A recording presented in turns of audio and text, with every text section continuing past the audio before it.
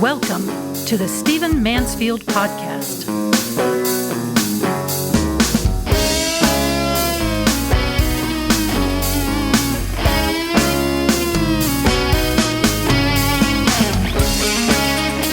Well, welcome to the Stephen Mansfield Podcast. Great to have you with me here where we look at current events through the lens of faith and leadership, character and history. Delighted you're part of us.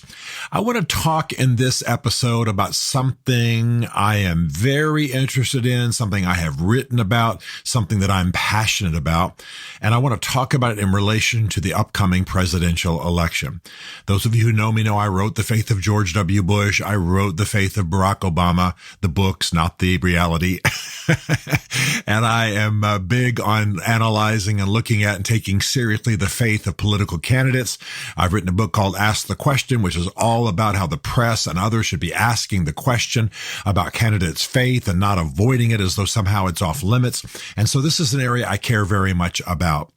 And as we approach the current presidential election, there is something happening that often happens, but it's happening more so in the GOP and related to Donald Trump than I have ever seen before. And so this podcast really is a bit of a warning. Now listen, vote for Donald Trump if you want to. If he best represents your values, vote for him. There are other GOP candidates, vote for them, okay? If you want to, if that's where you are, if you're a conservative, if you're a Republican, if you're on the right, vote for whoever represents your values. But don't be deceived about the facts regarding that candidate or the field of candidates. Don't be deceived. And the reason that I'm saying this is there's a new poll out. It was commissioned by Deseret News. It was conducted by Harris X. These are well-known media outlets. And it had to do with Republicans and how they would rank or view Republican candidates as people of faith. As people of faith. And in this, the results are absolutely stunning. Because, watch this now, 53% of Republicans consider Donald Trump a person of faith. Now, I'll tell you honestly, that alone is not that surprising. Okay, that's fine. Except that, according to this survey, and it's the best one in the field on the subject yet, according to this survey, Donald Trump is viewed as more of a, quote, person of faith, unquote, than any of the other Republican candidates for president. Think about that. Donald Trump ranks, 53% of Republicans consider Donald Trump a person of faith. Now, he's close to Mike Pence, who's got a 52% of Republicans thinking that he's a man of faith. Okay, I'll come back to that in just a minute. Tim Scott is 31%. I'll come back to that in just a minute. And Ron DeSantis, who's a Roman Catholic, is at 47%. So looking at it in sort of reverse differently than I get presented the first time, Trump gets the majority of Republicans who believe that he's a person of faith at 53%. Okay, Ron DeSantis at 47%. Mike Pence just above DeSantis at 52%. And Tim Scott at 31%. Now, the reason that I'm bringing this up is not just that I disagree with the poll, though I do, but the reason I bring it up is that I think that this is an example of a reality distortion field that is not just surrounding Donald Trump and the way the Republicans orient to him, but that tends to happen in elections. That people ignore facts, that people develop kind of a persona. They kind of have a wish fulfillment going on.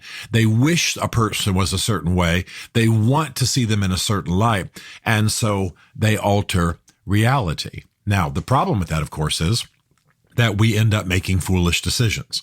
And again, I'm not here to try to talk you into or out of Donald Trump. But if anything is true amongst the GOP candidates, it's that Donald Trump is not the man who is the most devoted to the ethics and lifestyle of the Christian faith. Come on. We know this. Donald Trump has rebuked the Republicans for their approach to abortion, is very squishy on the issue of abortion, and has actually rebuked Republicans for their stand on abortion. He has held pro-gay events at Mar-a-Lago and attended them. It's not just as though somebody, rented the ballroom. He actually attended them and spoke his endorsement. Well, this is contrary to what he says he believes. And by the way, contrary to the beliefs of most of the millions of evangelicals who are supporting him. Remember, evangelicals voted for Trump in the last election to the tune of 83%. Now, I realize when you're running in a general election against someone like Joe Biden, who at best is a liberal Catholic, there's not much of a choice. I understand why the evangelicals would rally to him as opposed to the other side. But we're not talking in this poll about a general election. We're not talking about a race between Donald Trump and Joe Biden. We're talking about the difference between Donald Trump and Mike Pence and Ron DeSantis and Tim Scott. And I'm going to tell you straight up, I'm not only a Christian, but Christian leader and scholar in these areas.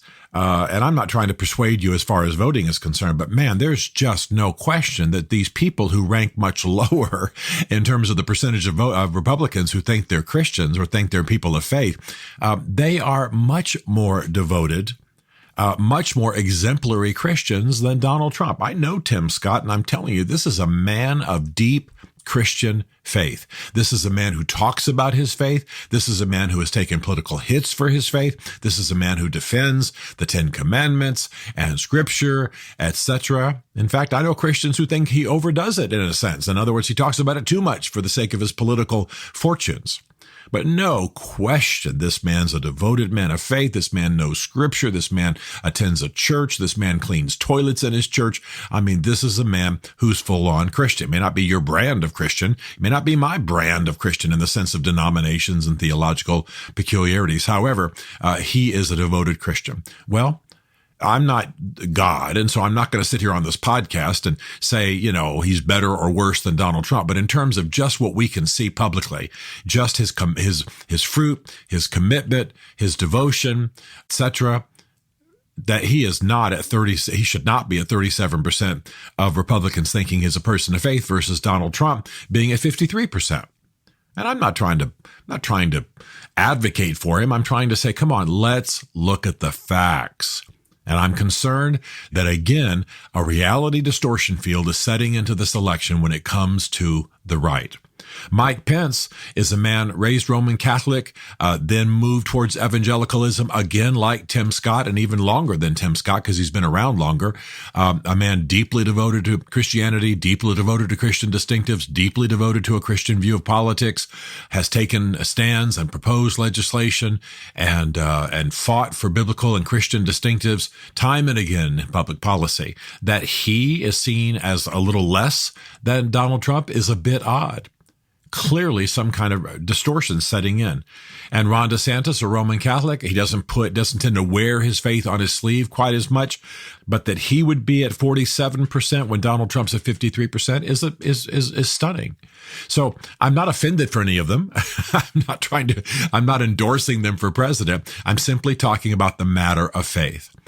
Donald Trump is a mean, hard cussing, pro-gay, squishy on abortion, biblically confused man who generally endorses Christianity, but is not exemplary in his personal faith in almost any way. And that the GOP, and I realize that this is a poll about how these people are perceived as personal people of faith. In other words, their personal life, their individual Christian commitment.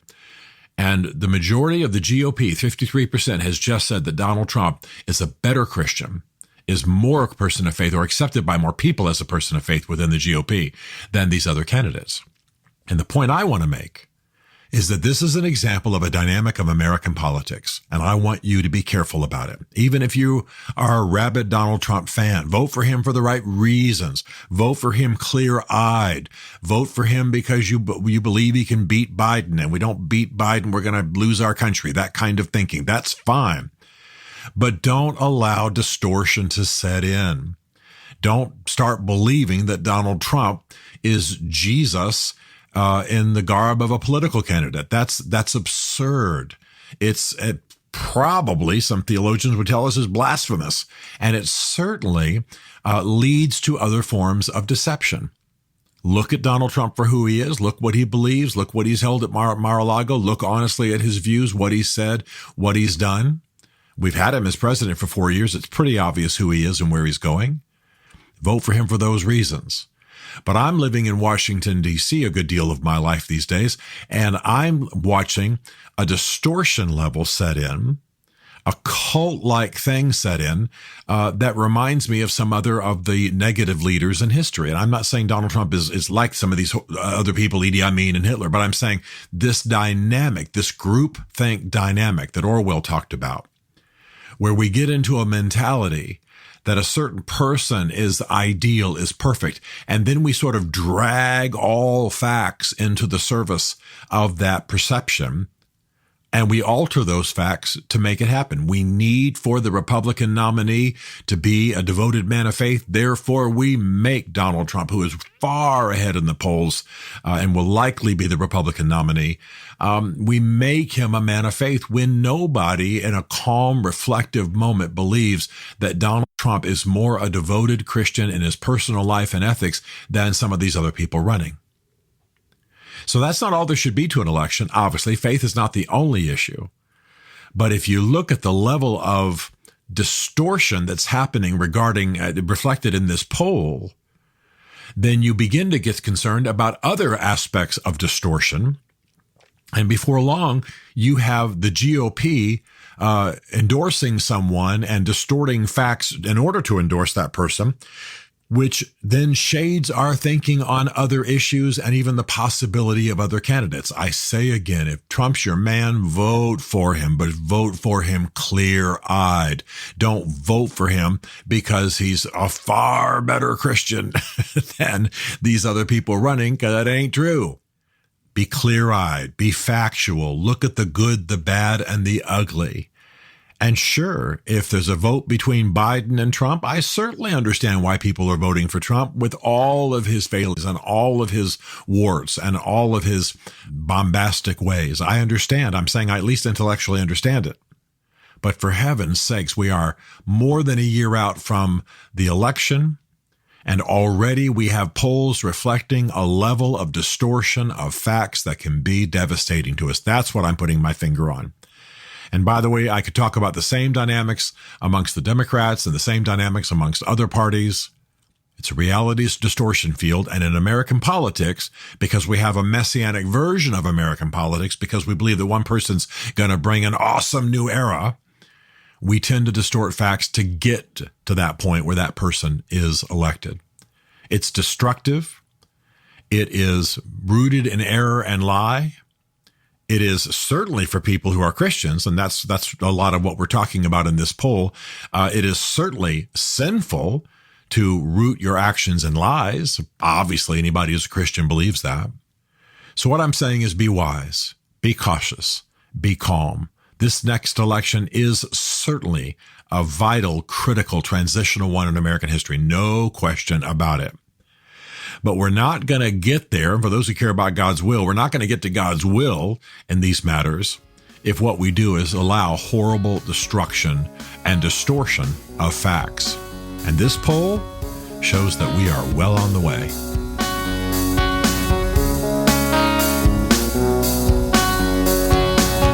Stephen Mansfield is a New York Times bestselling author, a popular global speaker, and senior fellow for public leadership at Palm Beach Atlantic University.